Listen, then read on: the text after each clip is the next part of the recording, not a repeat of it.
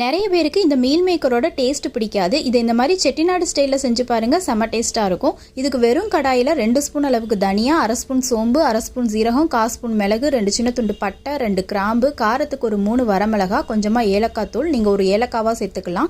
சேர்த்து நல்லா வாசனை வர வரைக்கும் வறுத்துட்டு இதை மிக்சி ஜாரில் சேர்த்து நல்லா ஃபைன் பவுடராக அரைச்சி வச்சுக்கோங்க. இப்போ ஸ்டவ் ஆன் பண்ணி குக்கர் ஒன்று வச்சு 2 ஸ்பூன் எண்ணெய் விட்டு ஒரு பெரிய வெங்காயத்தை சின்ன சின்னதாக கட் பண்ணி 1 நிமிஷம் வதக்கிக்கணும்.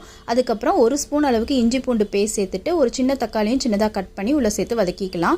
இப்போ இதில் கொஞ்சமாக மஞ்சத்தூளும் நம்ம மிக்சியில் அரைச்சிருக்கிற அந்த ஃபைன் பவுடரையும் தேவையான அளவு உப்பும் விட்டு நல்லா வதக்கிட்டு தக்காளி நல்லா மசிஞ்சு வந்தோன்னே ஒரு 2 ஸ்பூன் அளவுக்கு தயிர் விட்டு 1 நிமிஷம் வதக்கிக்கலாம். இப்போ இதில் வெந்நீல ஊற வச்சிருக்கிற மீல் மேக்கரை சேர்த்துக்கலாம். மீல் மேக்கரில் இருக்கிற எக்ஸஸ் தண்ணியை நல்லா புழிஞ்சிட்டு மீல் மேக்கரை மட்டும் சேர்த்துக்கலாம். இப்போ இதில் கிரேவிக்கு தேவையான அளவு தண்ணி விட்டுட்டு 1 ஸ்பூன் கரம் மசாலாவும் கொஞ்சம் கொத்தமல்லி தழை தூவி குக்கரை மூடி ஒரு விசில் விட்டு எடுத்தோம்னா சப்பாத்திக்கு சூப்பரான side dish soya gravy ready. Try பண்ணி பாருங்கள்.